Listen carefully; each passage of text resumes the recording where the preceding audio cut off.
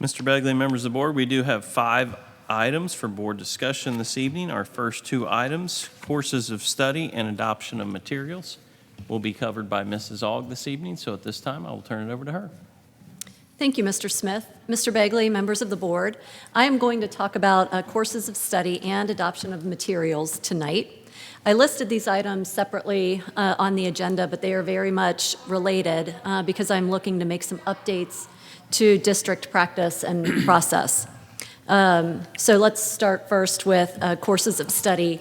All of these handouts, I know I emailed you last week so you could look over them, but they are also included in your board packet tonight. I just feel like I have a lot going on with these items for discussion, so let's start with courses of study.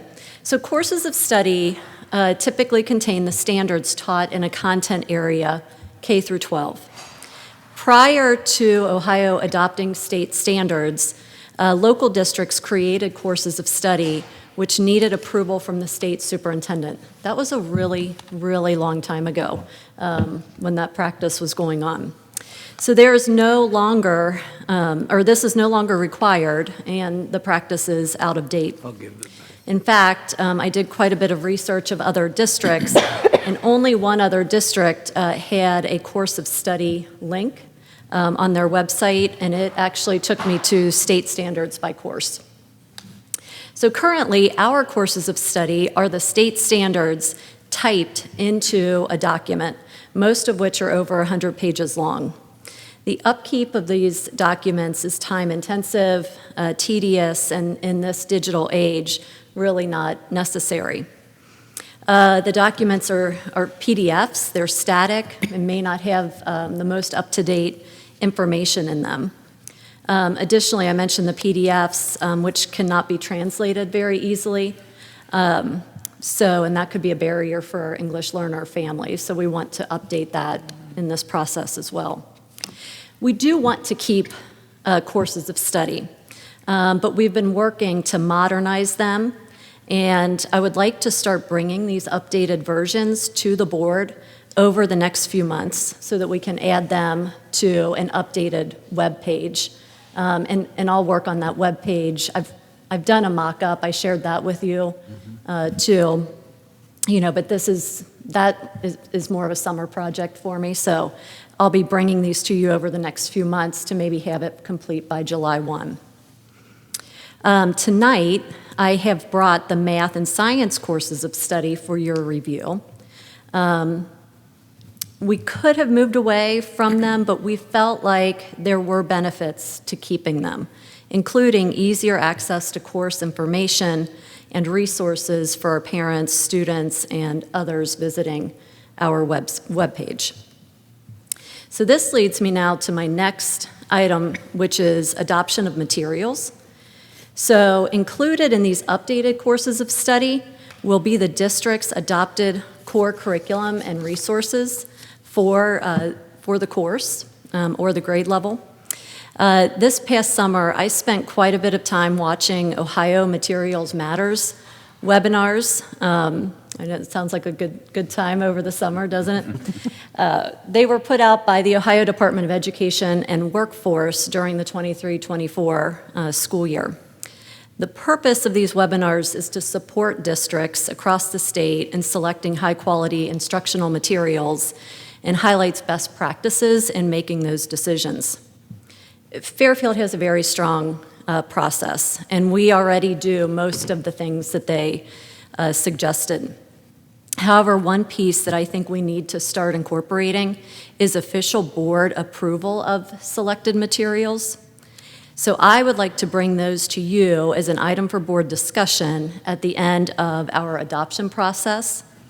This would give you time to ask any questions, and then we would put that list on the following board agenda for approval. So the reason I brought the science and math courses of study tonight is because we completed adoptions in K-5 math and 9-12 science this past school year. So in your board packet is a separate document that lists the materials to be adopted and purchased once we go through the approval process. I won't read you everything, on this list because you can see that 912 Science is pretty lengthy, and that's just because we have so many course offerings in that subject and those grade levels. I do want to mention that the real name of the 1 through 5 math program is called Eureka Math Squared. For the life of me, I could not get that superscript 2 in there, so it's not Eureka Math 2, it's actually Eureka Math Squared. I don't know if you really care about that detail, but I felt like I had to say it out loud because I didn't want to misrepresent the product. So, in saying all of that, so moving forward, over the next 2 to 3 months, I want to bring our other updated courses of study to you. There will not be a materials adoption piece with those, but it will list our current resources. Moving into next year, I would bring the adoption materials and the affected courses of study together, hopefully a little earlier in the school year. We're maybe February timeframe. And then this would become an annual practice as we go through the adoption process each year moving forward. So with all of that being said, that's my item for board discussion. I'm happy to answer any questions. I told Kim earlier, I'm like, I have been living in this for so long, and you have so many thoughts and things in your head. I hope I was able to kind of present that in a concise way of what I want to do. No, I think it's great. And I think once you get it formatted and done, then it'll just be updates on an annual basis, right? right. Much easier at that point. Yes. But it's great, not only for our use, but for the transparency piece to our Right. families that you talked about. Exactly. Anything else? Basically the same things I was thinking. It may be tedious, and thank you for working through the summer and watching those videos. Tedious to get it to where it needs to be, but just like a lot of technology, once it gets to that point, then it's more effective and efficient and really more accessible and easier to update and all those things that go along with the efficiency piece. So I think it's great stuff. And thank you for being open about the squared.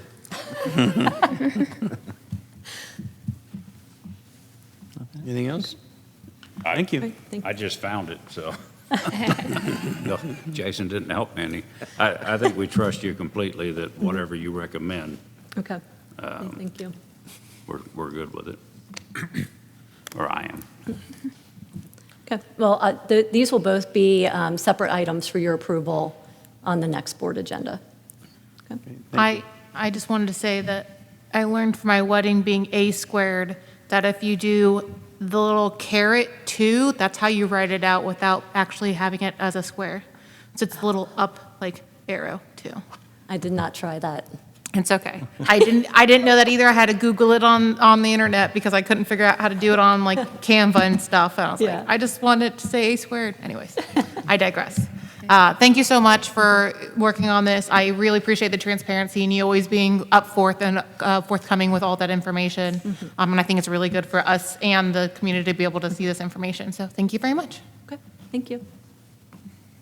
Yeah, it definitely seems that it would be a lot more efficient to do it the way that you have planned here. And I also appreciate that you took the time to do this over the summer and are going to be working on it during your off time. So thank you very much. All right, our next two items for discussion, building usage and Crossroads Middle School elevator modernization bid. Both of those will be covered by Mr. Perry, so I will turn it over to him at this time. Thank you, Mr. Smith. Mr. Begley, members of the board, I would like to take this opportunity to update you on the progress in regards to the building use process. I have taken the time to compare our rates with surrounding districts and have worked with the payroll department to be sure that our updated personnel rates reflect our current wages. In addition, I've been working with Mr. Clemens to be sure that all changes within the language does not expose the district in any way. My goal is to have the updated document to the board within the next 2 weeks and to have the updated rates on the next board agenda for approval. The Crossroads elevator modernization, if you may recall, the board approved a bid to modernize the elevator at Crossroads last May. While working with the vendor, we discovered additional electrical work needed to be done to complete the job. Because of this change, I needed to rebid the project. So we updated the scope of the project and then had to re-advertise and go through that entire process again. I am actively working with the lowest, most responsible bidder, which was TKE, and I plan to have a finalized bid on the next board meeting agenda for approval. This is important because the timing of it will need to be on the next agenda so that we will be able to have this work completed before the 25-26 school year. So do you have any questions in regards to either one of those? So with the last bid that we had and you working with them to find out that there was more electrical work, how much of the bid did we have to then agree, like still pay out to that other vendor? 0. Okay. Yeah, we were fine. The great news was the last time we only had 2 bidders, and then when we rebid this last time, we actually had 5, Oh, nice. which was great news for us. Is there any concerns with any delays to needing equipment or any kind of a materials? Currently, no. When we met with the vendor, which we met the next day after bids were received because time is crucial here, we outlined our timeline and what we need to do, and we worked backwards from that, and they're confident that they'll be able to secure what is needed and get the work done in time. And what is that timeline? I'm sorry, I have a lot of questions. No, that's all right. What is that timeline? Yes. Well, we'll issue a PO on April 11th. At that point in time, they will wait to order the materials until that point. Then once they order it, they said 3 to 4 weeks for that to come in, and then it's about a 3-week job. Great. So the plan is to try to do it over the summer when we don't have Absolutely. students? Absolutely. Great, Right. thank you. Yep. Good. Thank you. Thank you. Our last item for board discussion is in regard to the Forest Fair Mall Development Agreement. At this time, I'll turn it over to Mr. Clemens. Yes, Mr. President and members of the board, this is a topic that I think the board has some familiarity with. It has to do with what I call the Forest Fair Mall. It's had various names, Cincinnati Mills and Cincinnati Mall. It's about 99 acres down on Gilmore Road at 275, and about 55 of those acres are being sold to a new purchaser who has a plan to demolish the mall and reconstruct some industrial warehouse-type buildings. Those buildings are virtually all in Forest Park. The very end of one of the buildings will be in the city of Fairfield and the Fairfield School District, about 4.5 acres out of the 55 that they're buying.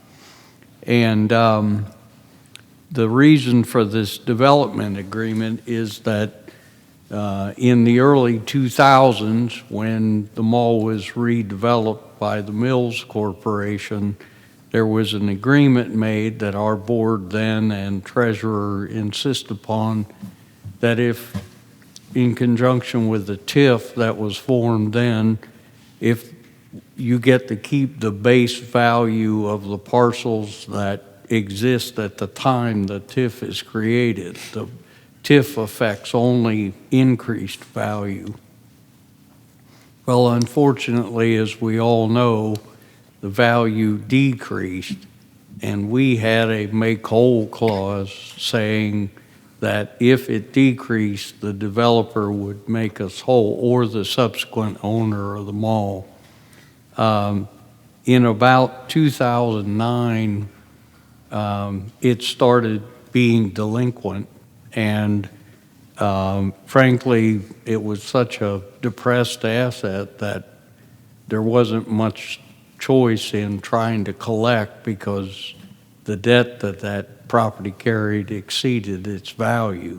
Well, this has now come around where there's a buyer and there's a land grant bank for some $8 million that's making this deal work. and we're kind of asking for payment at this time. And what's been developed is a three-way agreement where the seller and the buyer would each pay $300,000, and the city would pay $300,000 to the school district out of an approximate 1.2 that could potentially be collected, 1.2 million. So it's still a fragile deal. A lot of dominoes have to fall the right way. We believe this is a reasonable settlement of this claim, and we would recommend approval of this agreement to accomplish that. If there's any questions, I'd be glad to answer. Just a couple of comments. John, first, thank you for being so involved with that. Obviously, that's what you do, but thank you for that description. And I think that's a great deal for us to get $900,000 out of this. It's been a sore for many years, and it's, as you said, it's kind of declined on the value. So this is an opportunity to have that area be a little more aesthetically pleasing to the eye. Once it gets done, it's going to take a minute.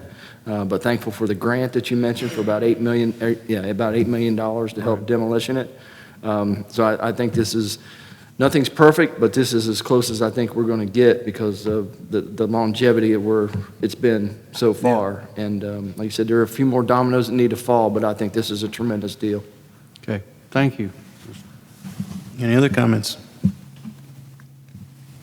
I think I would just add, build on really what Mr. Clark said, that you've been here way back when, and you saw to it that we had this agreement in there, and that if there was ever a hope of recouping some of this money, well, we're here. And Yeah. as you said, if the deal happens, that's Right. $900,000. Yeah.